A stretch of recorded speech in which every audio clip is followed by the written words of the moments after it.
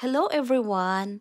Sa video nga palang ito, ipakita ko sa inyo naman ngayon ang London Tower Bridge. Ayan mga langga. First time kong maka-experience at makapunta dito sa London Tower Bridge na to. Kaya isi-share ko sa inyo. Yan, kinunan ko siya ng video. At nakita nyo naman, matagal na tong bridge na to, pero matibay pa rin at maraming pumupunta dito mga turista. As you can see, para lang siyang bahay.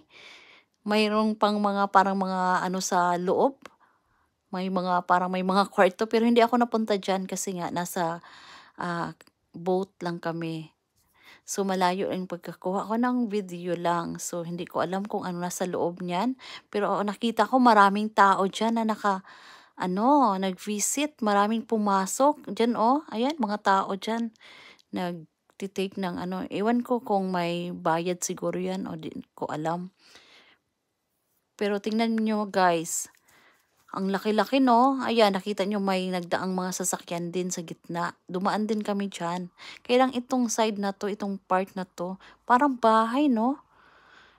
Kaya bakit tinawag siya na London Tower Bridge, ayan.